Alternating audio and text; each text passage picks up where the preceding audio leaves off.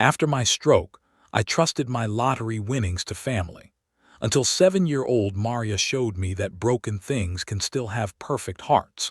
The morning light filters through the Venetian blinds of my studio apartment at Maple Grove Senior Living, casting familiar stripes across the linoleum floor I've memorized over the past 18 months. I sit at the edge of my narrow bed, rotating my left shoulder the way the physical therapist showed me, feeling the familiar tightness that reminds me daily of the stroke that changed everything. My left hand, once steady enough to sort mail in record time at the Riverside Post Office, now trembles as I reach for my reading glasses on the nightstand.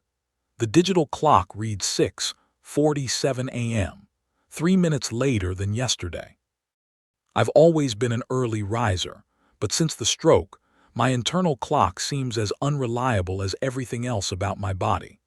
I stand slowly, testing my balance against the phantom dizziness that sometimes catches me off guard, and shuffle to the small kitchenette where my Mr. Coffee machine waits like an old friend.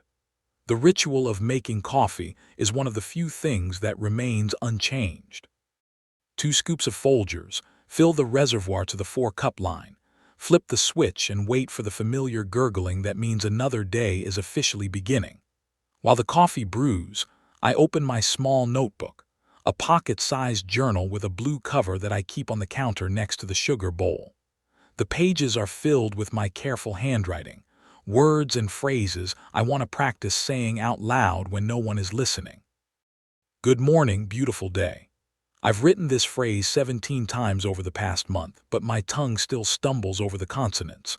The stroke left me with what the doctors call mild dysarthria, a fancy name for the way my words now come out thick and slurred, like I'm talking through molasses. I can think clearly. My mind is as sharp as ever, but the disconnect between thought and speech makes me feel like a stranger in my own body. I pour my coffee into a ceramic mug that says "World's Greatest Grandpa," a Father's Day gift from my son Michael 3 years ago, back when Michael still visited regularly. The mug is chipped on the handle where I dropped it during those first weeks after the stroke, when my grip strength was unpredictable. I considered throwing it away, but somehow the imperfection makes it feel more honest, more like me. I settle into my recliner, the only piece of furniture I brought from my old house, and open the notebook to a fresh page. This is my favorite time of day, before the building comes alive with the sounds of other residents starting their routines. In the silence, I can practice speaking without the fear of judgment that follows me everywhere else. Hello, my name is Henry Castellanos. The words come out slowly, deliberately. How are you today?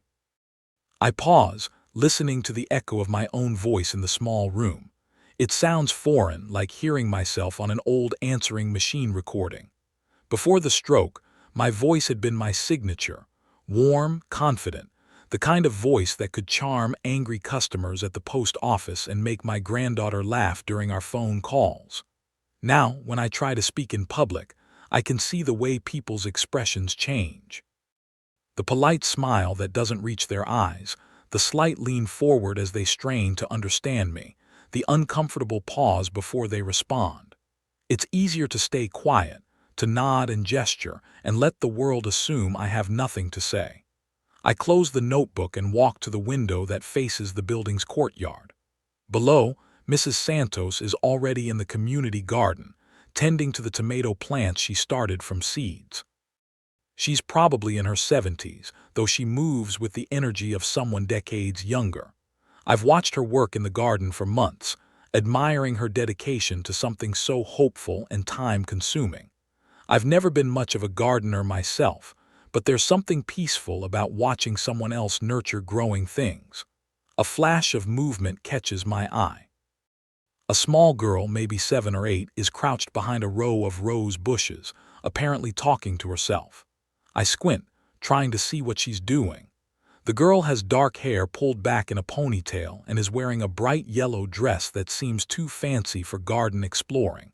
She appears to be having an animated conversation with something or someone hidden in the bushes. I check my watch, 7:30 a.m. Time to head downstairs for breakfast in the communal dining room.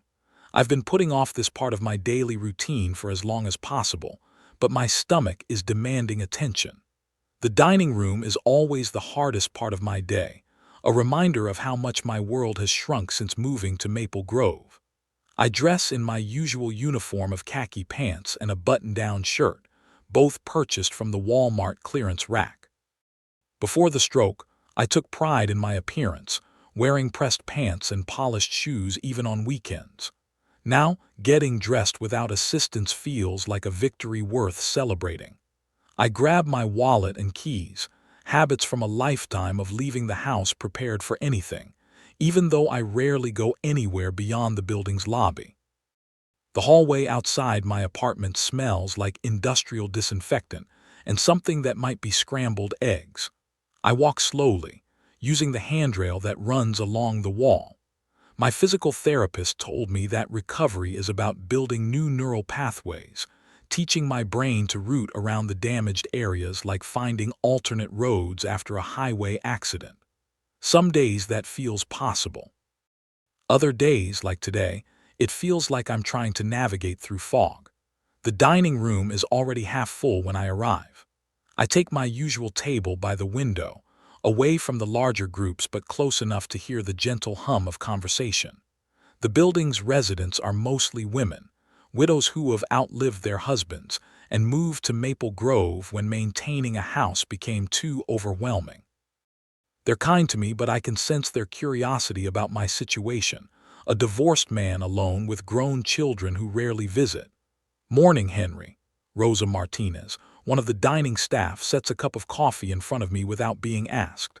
She's probably in her 40s, with graying hair and tired eyes that suggest she's been working since before dawn. "The usual today," I nod and attempt to smile.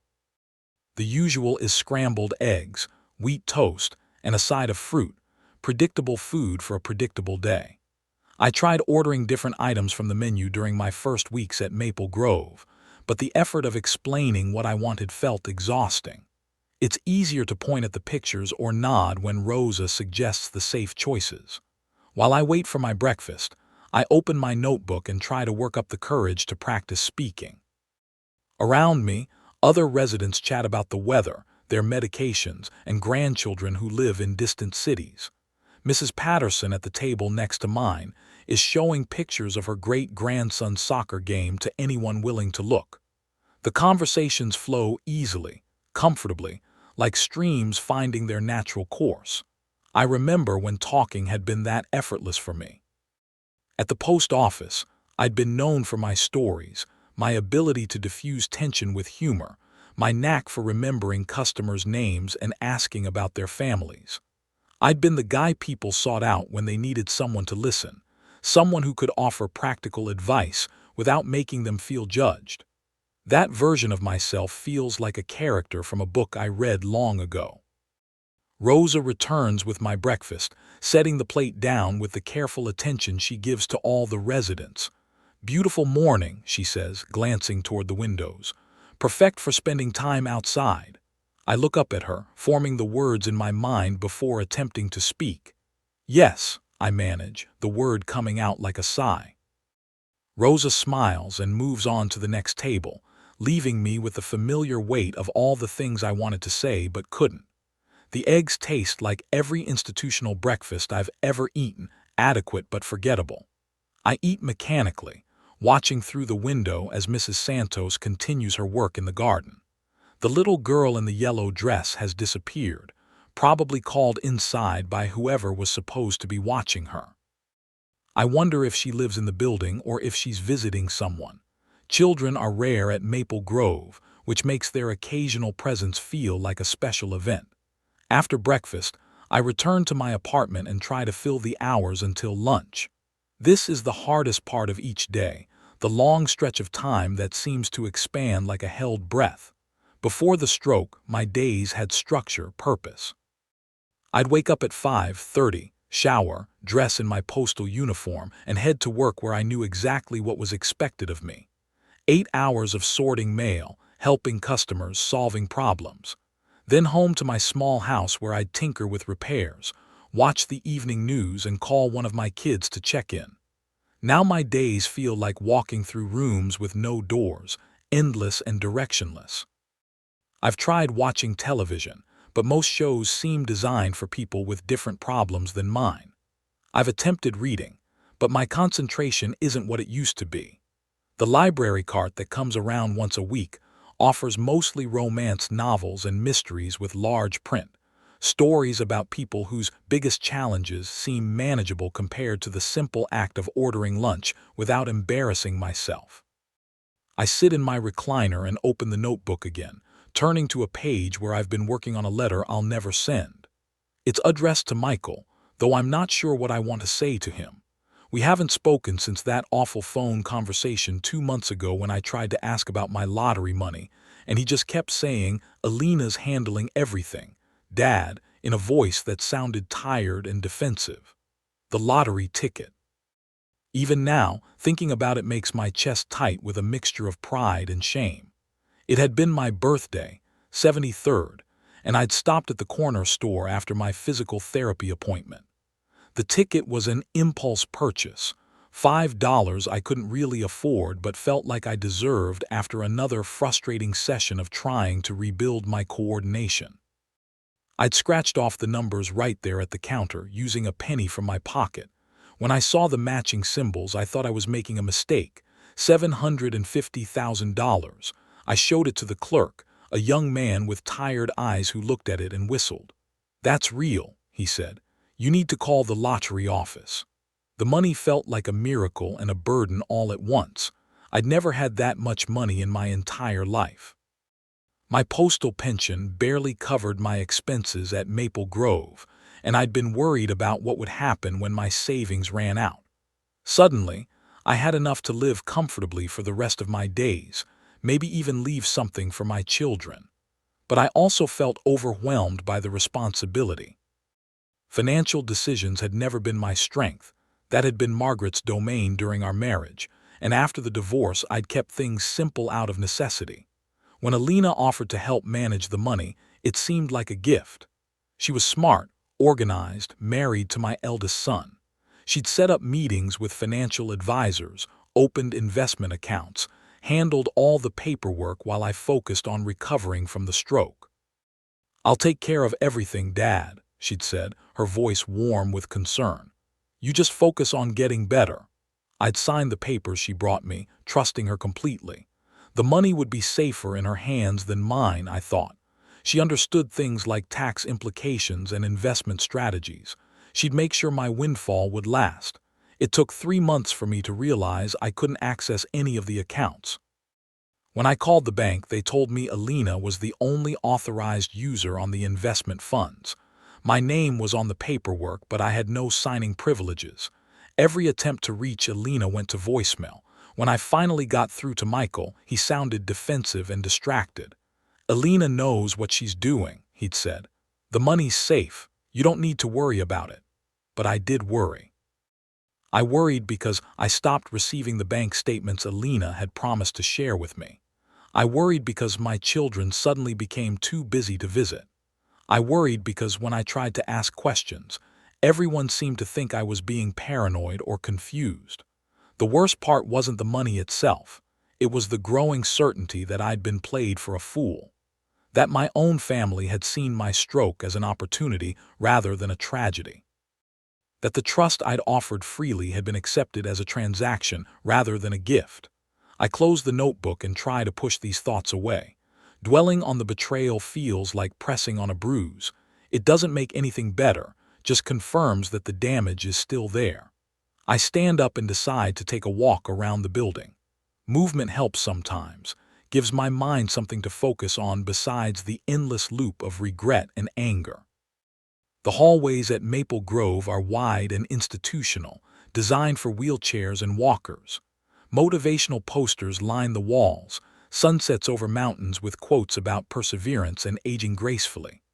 I pass Mrs. Chen's door, which is decorated with artificial flowers, and Mr. Roberto's apartment, where I can hear a Spanish telenovela playing at high volume. These are good people, I remind myself.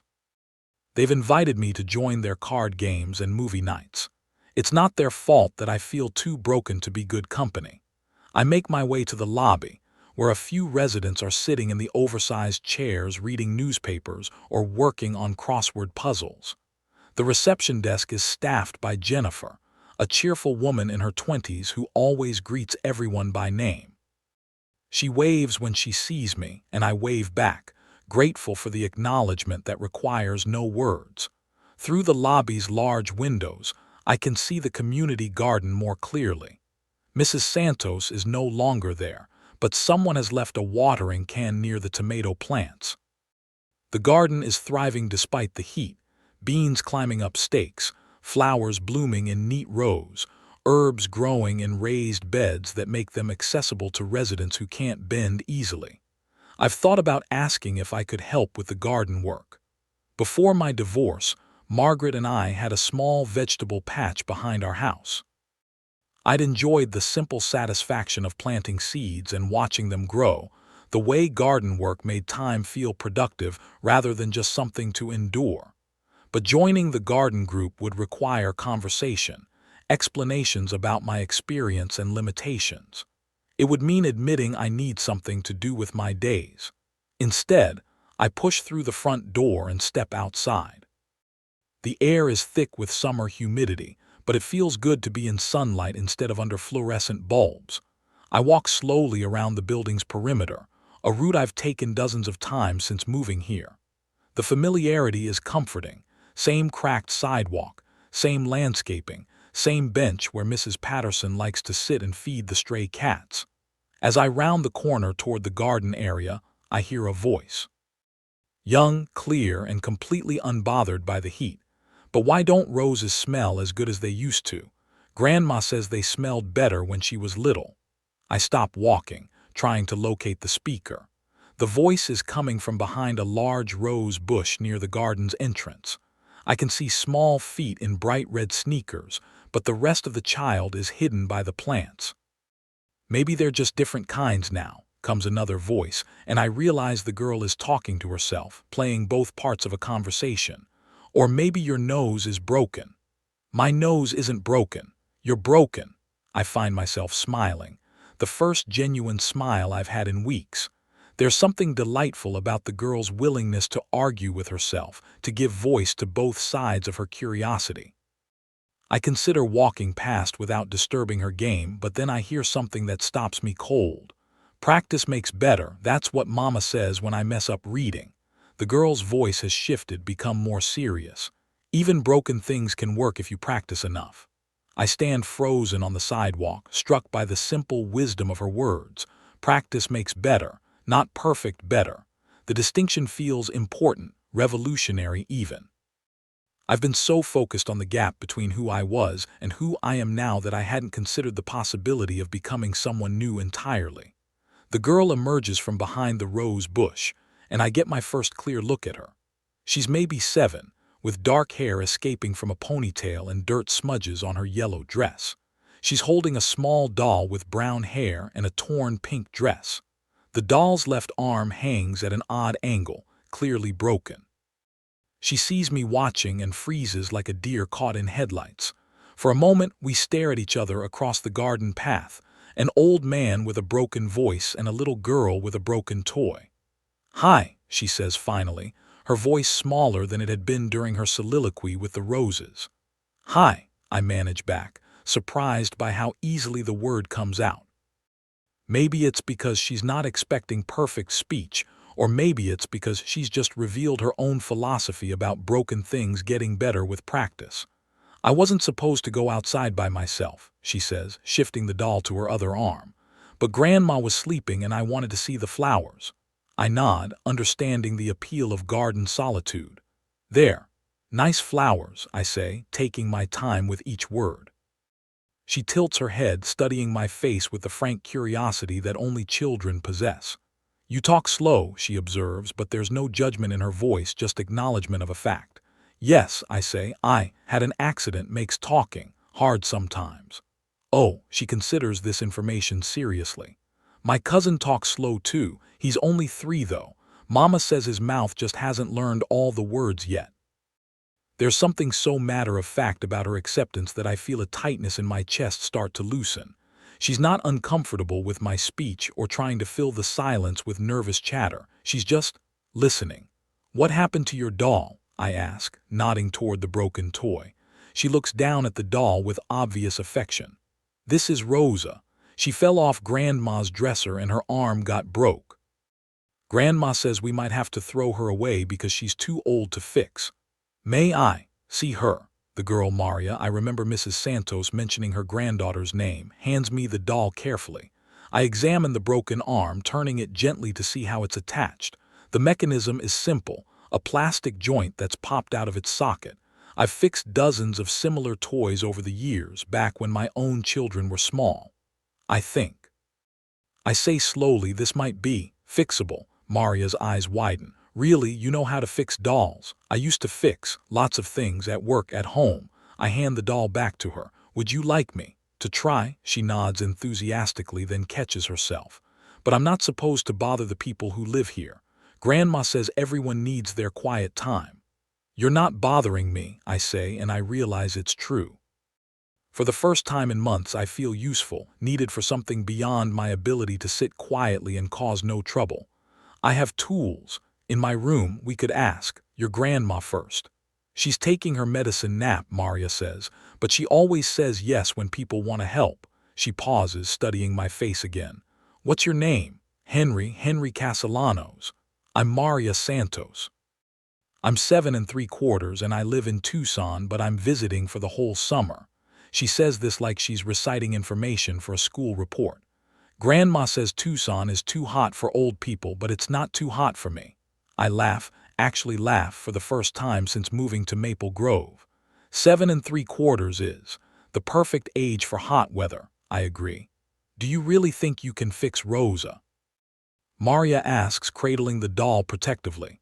"I think we can. Try," I say. "That's what practice is for." She grins, revealing a gap where her front tooth used to be. "Practice makes better," she says, echoing her earlier conversation with the roses. Exactly. As we walk toward the building together, I feel something shifting inside me. It's small, fragile, like the first green shoot pushing through concrete. For months, I've been focused on everything I've lost: my job, my independence, my confidence, my family's respect.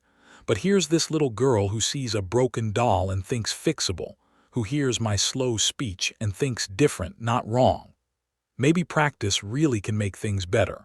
Maybe broken doesn't have to mean worthless. I hold the door open for Maria, and she skips through with the unself-conscious joy that seems to be her default setting. As we wait for the elevator, she chatters about Rosa's history, how the doll was a gift from her mother, how Rosa has been on adventures to 3 different states, how Rosa's favorite food is pretend pancakes. In my apartment, I show Maria my small toolbox, a collection of screwdrivers, pliers, and other implements I brought from my old house but haven't used since the stroke. She watches with fascination as I examine Rosa's arm more carefully under the desk lamp. "The good news," I tell her, "is that nothing is actually broken. The arm just came apart. We can put it back together." "Will it hurt her?" Maria asks, genuine concern in her voice. "No," I say, touched by her worry for the doll's well-being. "She might be a little stiff at first, but dolls are tougher than they look." Working with my hands again feels like remembering a language I thought I'd forgotten. My fingers are less steady than they used to be, but they still remember how to hold tools, how to apply the right amount of pressure, how to coax broken things back together. Maria sits beside me at the small table, asking questions about what I'm doing and why. "Were you a doll doctor before?" she wants to know. "No, I worked at the post office, but I fixed things at home for my children when they were little." "Do you miss your children?" The question catches me off guard with its directness. "Yes," I say simply. "Sometimes families get complicated." Maria nods like this makes perfect sense. "Mama and Daddy got complicated too. That's why I'm staying with Grandma this summer." I don't ask for details. In my experience, children will share what they want to share when they're ready. Instead, I focus on Rosa's arm, gently working the joint back into position. There's a soft click as the pieces align, and suddenly the doll's arm moves freely again. "You did it," Maria exclaims, clapping her hands. Rosa's all better. I test the arm's range of motion, making sure the repair will hold. She should be as good as new, maybe even a little stronger. Maria takes the doll and examines her carefully, moving the repaired arm up and down with delight. Thank you, Mr. Henry. Rosa says thank you too. You're welcome, I say, and I mean it more than she could possibly understand. In the space of an hour, I've felt more like myself than I have since the stroke. Not the old self I keep mourning, but a new version that might be worth getting to know. Can I visit Rosa again tomorrow? Maria asks. I mean, can I visit you and Rosa can come too? I'd like that, I say, and I realize I'm already looking forward to tomorrow in a way I haven't in months. After Maria leaves to check on her grandmother, I sit in my recliner with my notebook. But instead of practicing the same stilted phrases I've been working on for weeks, I write something new. Today I fixed a broken doll. Tomorrow I might fix something else. The words look small on the page, but they feel enormous.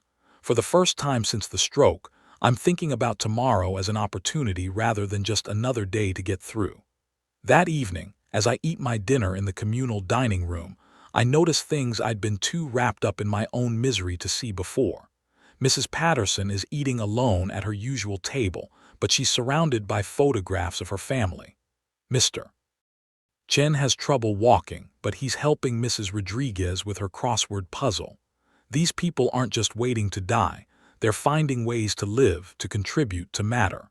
Maybe I've been thinking about my situation all wrong. Maybe the stroke wasn't just something that happened to me, but something that happened for me. A forced pause that's given me the chance to discover who I am when all the old definitions fall away. I open my notebook and write. My name is Henry Castellanos. I fix things. The words come easier now, like my mouth is remembering how to form them, like practice really might make better. As I prepare for bed, I think about the lottery money again. But instead of the familiar surge of anger and betrayal, I feel something else. Clarity. Elena took my money, but she couldn't take my ability to help a little girl fix her doll. She couldn't take the satisfaction I felt when Maria's face lit up, or the sense of purpose that came from being needed again. Maybe the money was never really mine to begin with. Maybe it was just passing through, serving its purpose by teaching me something I needed to learn about trust and family, and the difference between being taken care of and being cared for. I'm not ready to forgive Elena, and I'm certainly not ready to pretend that what she did was acceptable. But I'm beginning to think that my response to her betrayal doesn't have to define the rest of my story. Tomorrow, Maria will visit again. We'll probably find something else that needs fixing. Her grandmother's building is old enough to provide endless opportunities for small repairs. And maybe in the process of fixing broken things, I'll continue to figure out how to fix myself. Not back to who I was. That person is gone, mourned, and laid to rest. But forward to who I might become. Someone who talks slowly but still has something worth saying. Someone whose hands shake but can still work small miracles. Someone who lost one kind of family but might be capable of finding another.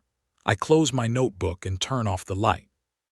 Outside my window, the community garden sleeps under the summer stars.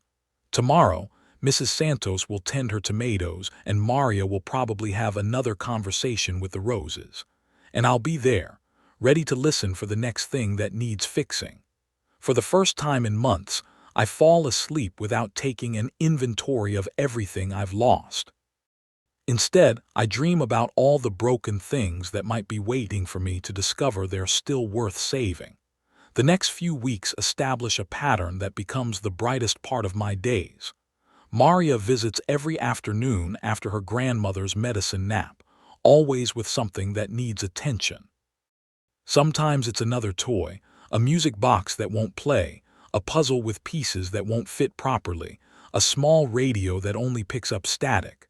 Sometimes it's something from around the building, a loose doorknob, a drawer that sticks, a lamp that flickers. I start keeping a small toolkit ready, and I buy a magnifying glass from the dollar store to help with the more intricate repairs. My hands are getting steadier with practice, and my speech is improving too. Maria doesn't seem to notice either change. To her, I've always been Mr. Henry who fixes things and talks in his own special way. Her acceptance creates a safe space where I can experiment with being myself without the constant fear of judgment. Through Maria, I'm slowly getting to know Mrs. Santos better. Carmen Santos turns out to be a retired nurse who moved to Maple Grove after her husband died 2 years ago. She's grateful for my help with Maria and occasionally asks me to look at small problems in her apartment.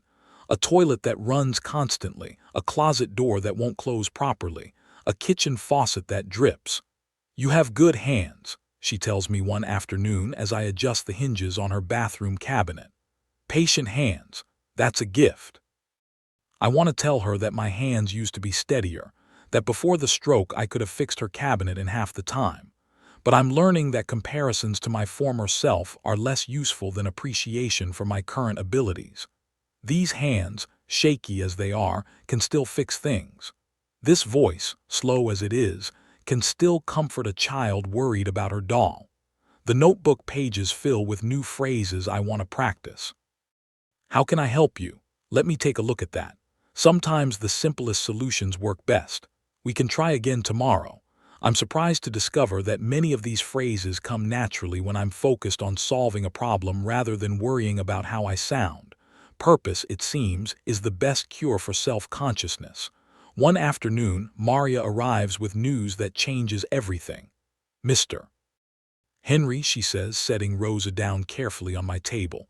"Grandma got a phone call about money. She seemed really worried after." I look up from the small radio I've been working on. "What kind of phone call?" "Someone said they were from the bank. They wanted to know about Grandma's accounts and if anyone had been helping her with money stuff." Maria frowns. "Grandma said she didn't understand what they were talking about, but then she looked scared." A chill runs through me. "Did your grandma say anything else?" "She called someone after. I think it was a lawyer or something. She kept saying numbers and writing things down." Maria picks up a screwdriver and examines it closely. "Do you think someone's trying to steal Grandma's money?" The directness of her question takes my breath away. I don't know, but if someone is, there are people who can help." I spend the rest of Maria's visit distracted, my mind racing with possibilities. Could Alina be targeting other seniors in the building? Is she using information from my lottery case to identify other vulnerable residents? The thought makes me feel sick and furious in equal measure. That evening, I knock on Mrs. Santos's door. She opens it looking tired and worried, and I can see papers spread across her kitchen table, bank statements, letters, documents I don't recognize. "Henry," she says, seeming surprised to see me. "Is everything okay? Maria mentioned you got a call about money. I wanted to offer help if you need it." Mrs. Santos's expression softens. "Come in, please. I could use another perspective." As I sit at her kitchen table, she explains that she received a call claiming to be from her bank's fraud department. The caller said there had been suspicious activity on her accounts, and they needed to verify her information to protect her money. Something about the call felt wrong to her, so she hung up and called her bank directly. "That's when I learned that someone has been trying to access my accounts online," she says. "The bank is investigating, but they wanted to know if I've given my information to anyone recently or if I've signed any financial documents I didn't understand." I feel my chest tight.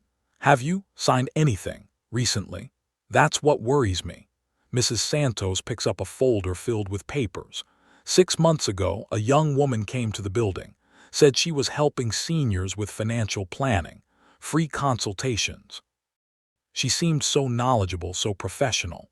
"What did she look like?" "Blonde hair, very well dressed, mid-30s maybe. She had business cards and everything, said she was with some investment group."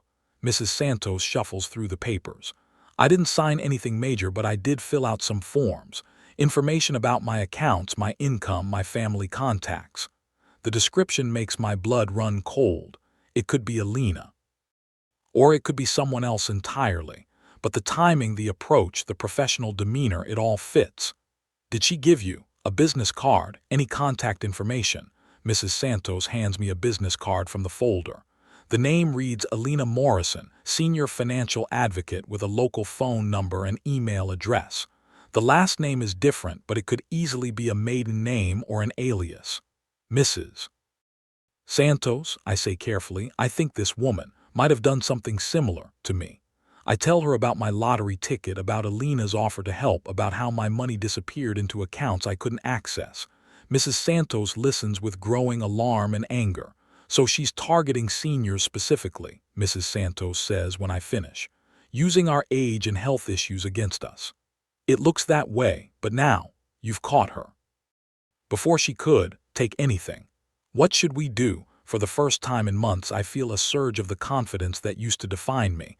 We call the police and we warn the other residents and we make sure she can't do this to anyone else. Mrs. Santos nods firmly. I'm calling my nephew too. He's a lawyer in Phoenix. He'll know how to handle this properly. As I help Mrs. Santos organize her documents and write down a timeline of events, I feel something I haven't experienced since before the stroke. The satisfaction of being genuinely useful to someone who needs help. Not just fixing a broken toy or a squeaky hinge, but actually making a difference in a serious situation. We spend the next 2 hours on the phone, first with the police, then with Mrs. Santos's nephew, then with the building management to alert them about potential scammers targeting residents. I'm surprised by how smoothly my speech flows when I'm focused on getting important information across clearly. The words matter more than how they sound. By the time we finish, it's nearly 10 p.m. Mrs. Santos makes us both cups of tea, and we sit in her living room processing what we've learned. The police officer said this is part of a larger investigation, she says. Apparently there have been similar reports from other senior communities in the area. They're building a case. Good, I say, and I mean it. The prospect of Alina being held accountable for what she's done feels like a weight lifting from my shoulders. Henry, Mrs. Santos says, I want to thank you. Not just for tonight, but for everything you've done for Maria and me. You've become part of our family here. The word family hits me unexpectedly hard. I realize that's exactly what has happened. I've found a new kind of family, one based on choice and care rather than blood and obligation. Mrs. Santos and Maria have welcomed me into their circle not because they have to, but because they want to. You've both given me something too, I tell her, purpose, friendship, a reason to look forward to tomorrow. That's what families do, she says simply. Over the next several days, the investigation moves quickly. Alina, whose real name turns out to be Alina Morrison Delacroix, is arrested along with 2 accomplices who have been running similar scams across Arizona. The local news picks up the story, featuring interviews with several victims who lost thousands of dollars to the senior financial advocacy scheme. I'm not comfortable being interviewed on camera, but I do speak with the detective handling the case. With Mrs. Santos's help, I provide detailed information about my lottery money and Alina's relationship to my family. It turns out my case provides crucial evidence about how the scammers identify and target victims through family connections. The detective tells me that Alina specifically sought out information about recent lottery winners through public records, then used social media and other resources to identify ones who might be vulnerable due to age or health issues. My stroke, which was mentioned in a local newspaper feature about lottery winners, made me an ideal target. She played a long game, the detective explains. Months of building trust, positioning herself as a helpful family member, waiting for the right moment to gain control of the money. The betrayal stings even more knowing how calculated it was, but there's also relief in understanding that I wasn't singled out because of personal failings. I was targeted by professionals who make a living exploiting trust. Michael calls me the day after Alina's arrest. It's the first time we've spoken since that awful conversation months ago. Dad, he says, and his voice sounds hollow. I saw the news. I'm so sorry. I had no idea. Where are you? I ask. Still in Denver. Alina left me 3 months ago, took everything and disappeared. I've been too ashamed to call you. I listen as my son explains how Alina had convinced him that I was becoming paranoid and confused, that she was protecting my money from my own poor judgment. She'd shown him fabricated documents suggesting I was making risky investments and spending irresponsibly. When I asked questions about the accounts, she told Michael I was having memory issues related to the stroke. I believed her, Michael says, his voice cracking. I thought I was protecting you by letting her handle everything. I'm so sorry, Dad. I failed you completely. The conversation is painful but necessary. Michael is my son, and despite everything, I love him. But trust once broken this thoroughly can't be rebuilt with a single phone call and an apology. I need time, I tell him honestly. This hurt, more than the money. You stopped visiting, stopped calling. You made me feel like I was crazy. I know I did. I don't know how to make it right. Maybe we start with honesty, no more, protecting me from things I can handle myself. It's a small beginning, but it's something. Michael promises to stay in touch, to visit when he can afford the trip, to rebuild our relationship slowly and honestly. I want to believe him, but I've learned the difference between wanting something and trusting it will happen. The financial recovery process is complex. Alina managed to move most of my lottery money through several accounts before spending it on a house, cars, and other purchases that are now part of the criminal case. The prosecutor tells me I might recover some of the money eventually, but it could take years and there's no guarantee. Surprisingly, I find I care less about the money than I expected. It would be nice to have it back, but I've discovered that my sense of security doesn't depend entirely on my bank balance. I have a home at Maple Grove, friends who care about me, and a purpose that doesn't require wealth, just willingness to help when I can. Maria continues to visit every afternoon, and our repair projects have expanded beyond her toys. Word has spread through the building that I'm handy with small fixes, and I've become the unofficial maintenance helper for minor problems. Mrs. Patterson asks me to look at her clock radio. Mr. Chen needs help with a loose cabinet handle. Mrs. Rodriguez wants to know if I can fix a picture frame that won't hang straight. I've started keeping a list of projects in my notebook, right next to my speech practice phrases. It feels good to be needed, to have my days structured around helping rather than just filling time. One afternoon, as I'm helping Maria fix a puzzle box that won't open properly, she asks me a question that stops me cold. "Mr. Henry, are you lonely anymore?" I look up from the puzzle box, surprised by her directness. "What makes you ask that? When I first met you, you seemed really sad, like you were missing something important. But now you smile more and your voice sounds happier." I consider her observation. She's right. I do feel different than I did a few months ago. The sharp edges of my loneliness have softened into something more manageable. I'm still alone in many ways, but I'm not lonely in the same desperate, consuming way I was before. I think, I tell her carefully, that I'm learning the difference between being alone and being lonely. What's the difference? Being alone is just about where you are. Being lonely is about how you feel. You can be alone and still feel connected to people who care about you. Maria nods like this makes perfect sense.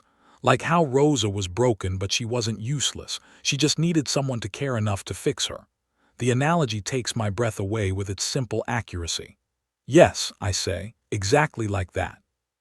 That evening, I call the number for the community college that Mrs. Santos mentioned weeks ago. They offer a program where volunteers teach basic repair skills to senior center groups. The coordinator sounds interested when I explain my background and availability. "We've been looking for someone with your experience," she says. "Would you be willing to start with a small group, maybe once a week?" I say yes before I can talk myself out of it. The first session is scheduled for the following Thursday. Just a few residents from Maple Grove and 2 other senior communities in the area. I'll teach basic tool use and simple repairs, the kind of things I've been helping Maria with. The prospect of teaching terrifies and excites me in equal measure. I'll have to speak clearly enough for a group to understand, explain procedures step by step, be patient with people who might struggle to follow along. But I'll also get to share something I'm genuinely good at, help people feel more confident and capable. I spend the week preparing, writing out simple explanations for basic repairs and gathering examples of common problems. Maria helps me practice by asking questions about everything I'm planning to cover. What if someone can't hold the screwdriver steady, she wants to know. Then we find a different way, maybe a screwdriver with a bigger handle, or we work together until their hands get stronger. What if they feel embarrassed about not knowing how to fix things? Then I tell them about how I felt when I couldn't talk, the way I wanted to, and how practicing made me better. Her questions help me think through challenges I might not have considered. She has an intuitive understanding of how it feels to struggle with things that seem easy for other people. The first class is small, just 6 people, including Mrs. Santos and 2 other residents from Maple Grove. I'm nervous at the beginning, my speech even slower than usual, but as we start working with tools and examining broken items, I find my rhythm. We start with simple tasks: tightening loose screws, replacing batteries, cleaning electrical contacts. I show them how to organize tools, how to assess a problem before diving in, how to work safely without rushing. Most importantly, I try to convey that making mistakes is part of learning, that every repair attempt teaches you something useful. Mr. Franklin, a retired teacher from one of the other communities, brings a small radio that hasn't worked in months. Together, we trace the problem to a loose connection in the battery compartment. When the radio suddenly comes to life, playing a classical music station, Mr. Franklin's face lights up with genuine delight. I thought it was beyond saving, he says. I was ready to throw it away. Most things aren't beyond saving, I tell him. They just need the right kind of attention. By the end of the session, everyone has successfully completed at least one repair. Mrs. Patterson fixed a squeaky door hinge. Mrs. Rodriguez learned how to replace a burned-out bulb in her reading lamp. Mr. Chen figured out why his radio's antenna wasn't extending properly. As we clean up, several people ask when the next session will be. The community college coordinator, who observed part of the class, approaches me with enthusiasm. "This is exactly what we hoped for," she says. "Would you be interested in expanding to twice a week? We have requests from other senior communities." I agree, feeling a surge of confidence I haven't experienced in years. Teaching feels natural, purposeful, like a perfect fit for this stage of my life. I can use the skills I've accumulated over decades to help people feel more capable and independent.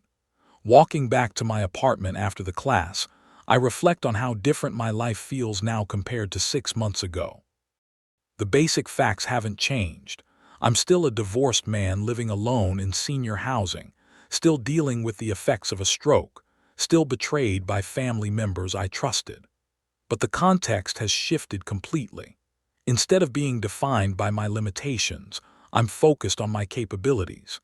Instead of mourning the loss of my old identity, I'm building a new one based on what I can offer rather than what I've lost. Instead of feeling disconnected from community, I'm discovering that belonging doesn't require perfection, just willingness to show up and contribute what you can. That night, I update my notebook with new phrases I want to practice. Let's try a different approach. Don't worry about making mistakes. Everyone learns at their own pace. What you're doing is harder than it looks. These are teacher phrases, encourager phrases, the words of someone who believes in other people's potential. I'm becoming someone who builds confidence rather than someone who needs constant reassurance. A month later, Maria brings me devastating news. Her mother has found a job in Tucson that comes with better benefits and a chance for advancement. They need to move before school starts, which means Maria will be leaving Maple Grove in 2 weeks. "I don't want to go," she says, tears streaming down her face as she hugs Rosa tightly. "I want to stay here with you and Grandma and all the people who need things fixed." My heart breaks for her, and for myself. Maria has become such an important part of my daily routine, my sense of purpose and joy. The thought of her leaving feels like losing family all over again. But I also recognize this as an opportunity to practice something I've been learning: how to love people without trying to control their circumstances. Maria needs to be with her mother, needs to start school, needs to build her life in ways that have nothing to do with my needs or preferences. "I'm going to miss you so much," I tell her honestly. But I'm also excited for you, new adventures, new friends, new things to learn. Will you forget about me? Never, I say firmly. And you know what? I'm going to write you letters, real letters, that come in the mail. Would you like that? Her face brightened slightly. With pictures of the things you fix, with pictures of everything I think you'd want to know about. We spend Maria's remaining days making a special project together, a small toolkit sized for her hands, with basic tools she can use for simple repairs. I teach her how to identify different types of screws, how to test batteries, how to clean contacts with a pencil eraser. She's a quick learner, and I can see her confidence growing as she masters each new skill. Now you can be a fix-it person too, I tell her as we pack the tools in a small case decorated with flower stickers. Like you taught me, she says proudly. Better than me, you're just getting started. The day she leaves, Mrs. Santos and I help load her mother's car with suitcases and boxes. Maria hugs every resident she sees, promising to write letters and send pictures. When she gets to me, she whispers something in my ear that I'll treasure forever. Thank you for showing me that broken doesn't mean worthless. As their car disappears around the corner, I feel the familiar ache of loss. But this time, it's different from the grief I experienced after my stroke or the betrayal I felt about Alina. This is the sweet sadness of loving someone enough to let them go, of being grateful for the time you had rather than bitter about the time you don't get. Mrs. Santos links her arm through mine as we walk back into the building. She'll be back to visit, she says, and she'll never forget what you taught her.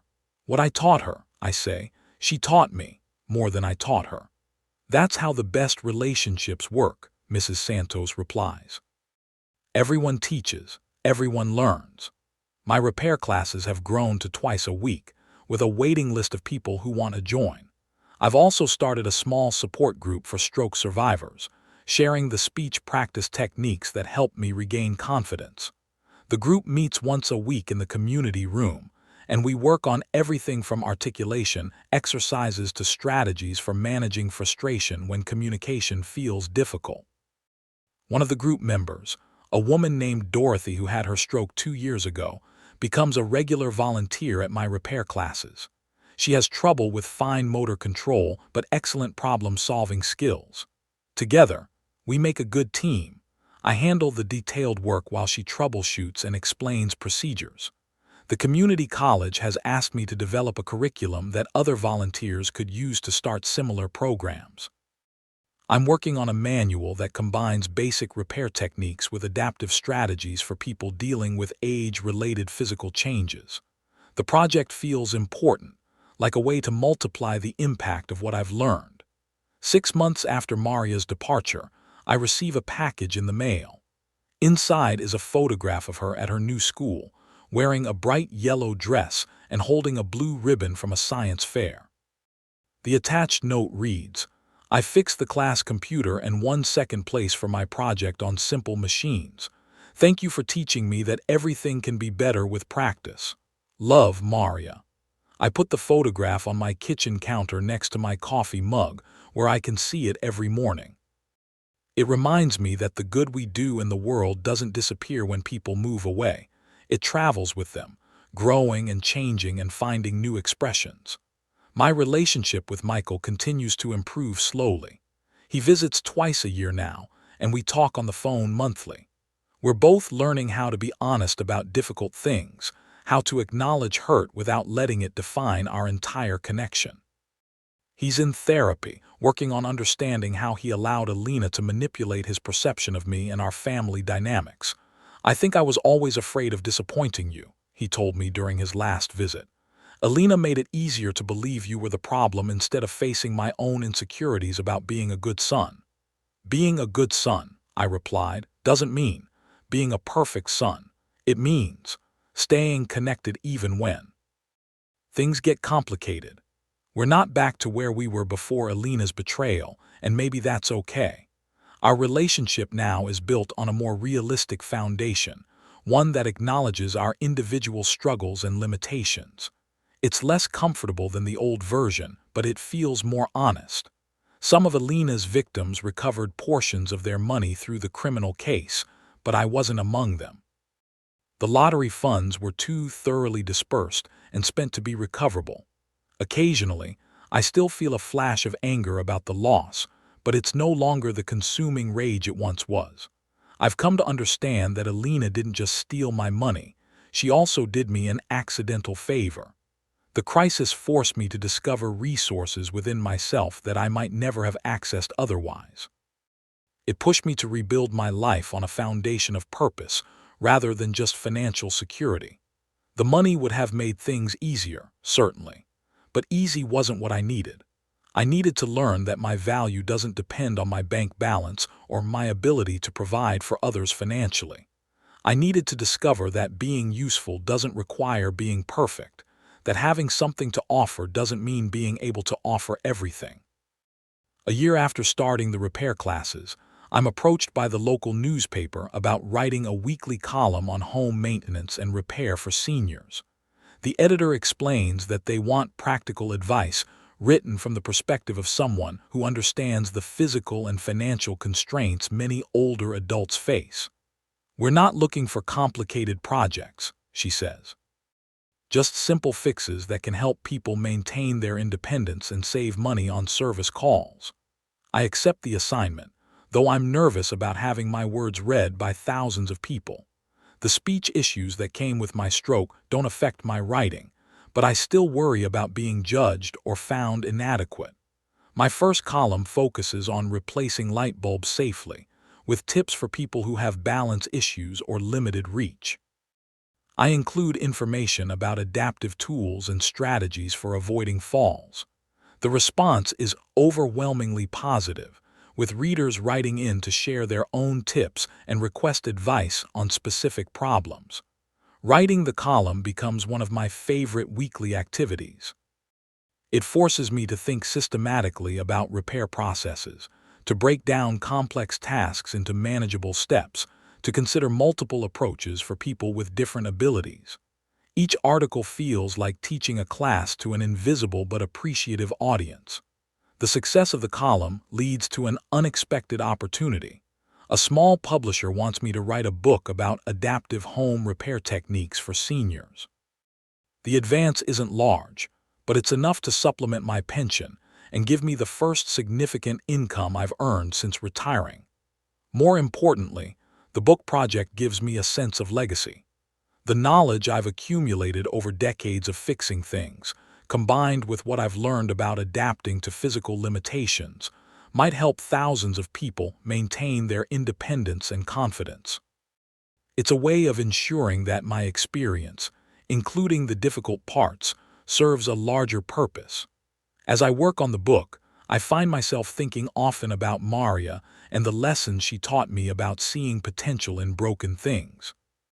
The little girl who argued with roses and believed that practice makes better has grown into a confident 9-year-old who sends me pictures of her latest projects: a birdhouse she built with her mother, a computer she helped her teacher repair, a garden she started in their new backyard. Her letters always end the same way. "Remember, Mr. Henry, broken doesn't mean worthless." It's become our motto, our way of acknowledging that imperfection and value can coexist. I've learned that healing doesn't mean returning to who you were before something broke you. Sometimes healing means becoming someone entirely new, someone who understands brokenness from the inside and can help others navigate their own repairs. My voice is still slower than it used to be, my hands still less steady, my energy still more limited. But these limitations have taught me patience, precision, and empathy in ways that perfect health never could. They've made me a better teacher, a more thoughtful friend, a more genuine person. The lottery ticket that started this whole journey has become a metaphor I return to often. I thought winning that money was the lucky break I needed, but it turned out the real prize was everything that came after losing it. The betrayal that felt like the end of my story was actually the beginning of a better chapter. I still live alone in my studio apartment at Maple Grove, still eat breakfast in the communal dining room, still practice speaking in front of my bathroom mirror. But loneliness is no longer my constant companion. It visits occasionally, like an old acquaintance I've learned to tolerate but no longer fear. My days are full now. Repair classes to teach, articles to write, residents to help, letters to answer from readers of my column. I've become the person people call when something needs fixing, not just mechanically but sometimes emotionally too. Stroke survivors contact me for advice about rebuilding confidence. Adult children of seniors ask for guidance about supporting aging parents without taking away their autonomy. I've discovered that being needed doesn't require being perfect. Sometimes the most valuable thing you can offer is proof that brokenness and usefulness can coexist, that healing is possible even when wholeness isn't, that practice really can make better even when it can't make perfect. On quiet evenings, I sit in my recliner with my notebook and write letters to Maria, sharing stories about my classes and my writing, asking about her school and her projects.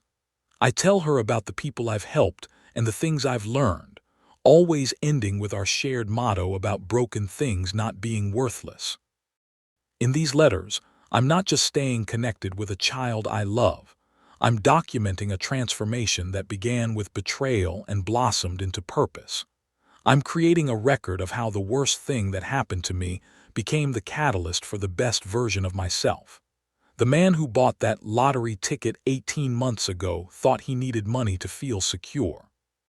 The man writing this story has learned that security comes from knowing you have something valuable to offer the world, regardless of what the world has taken from you. I am Henry Castellanos. I fix things. I teach people. I write words that help others. I am slow to speak but quick to listen. I am broken in some ways and whole in others. I am exactly who I was meant to become. And tomorrow, there will be something new that needs fixing, someone new who needs encouragement, some other broken thing waiting to discover it still has value. I'll be ready for whatever comes, my hands steady enough for the work, my voice clear enough for the words that matter. Practice makes better. Broken doesn't mean worthless. And sometimes the ticket you never saw was worth more than the one you thought you'd won.